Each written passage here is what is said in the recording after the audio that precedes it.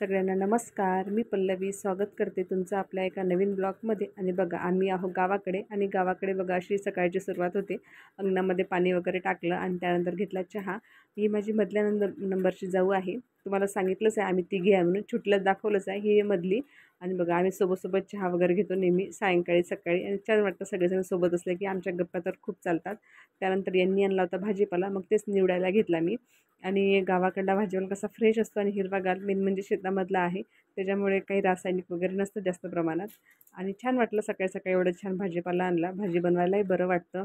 त्यानंतर सगळा भाजीपाला अगोदर साफ करून घेतला आणि स्टँडला म्हणजे लावून घेतला, सगळं व्यवस्थित लावून घेतला. आणि बघा ही माझी पुतणी आहे आणि हा माझा मुलगा आहे. हा सगळ्या तुम्हाला सगळ्यांना हाय करत आहे. त्यानंतर घेतला नाश्ता बनवायला. नाश्त्यामध्ये बनवायचा होता शेवळ्या. एकीकडे दूध गरम करायला ठेवलं आणि शेवड्या बनवल्यास, आणि छान झाल्या होत्या. घरच्या शेवड्याही बनलेल्या. त्यानंतर सगळ्यांनी नाश्ता केला. आता सगळेजण तर नाही घेऊ शकत व्हिडिओमध्ये. आम्ही सगळ्यांनी सोबतच नाश्ता करते. नाश्ता वगैरे झाला आणि मग घेतली थोडे घरातली साफसफाई म्हणजे कामं वगैरे होती. तर फ्रीज बराच खराब झाला होता, मग म्हटलं फ्रीज साफ करायला घ्यावा. आणि यांनी बाहेरच काढून दिला फ्रीज, कारण खूप खराब झाला होता. जे इथे राहतात जाऊबाई, ती 8 दिवस झाले आमच्याकडे माझ्यासोबत होती. सासूसरे एवढे काही फ्रीज काही वापरत नाही. त्यानंतर कामं आवरले आणि मग घेतलं जेवण बनवायला. तर जेवणामध्ये बनवलं चवळी शेंगाची भाजी, वरण.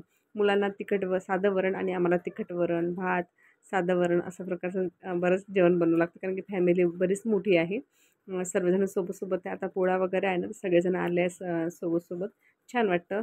आणि त्यानंतर मग जेवण वगैरे झालं आणि मग आता दुपारचा थोडासा रेस्ट करायचा होता. आता गावाकडनं आले आहे एवढ्या लांबून, आणि तब्येतही ठीक नव्हती, त्याच्यामुळे थोडा चेहराही माझा विकनेसपणा किंवा उतरासारखा दिसत आहे.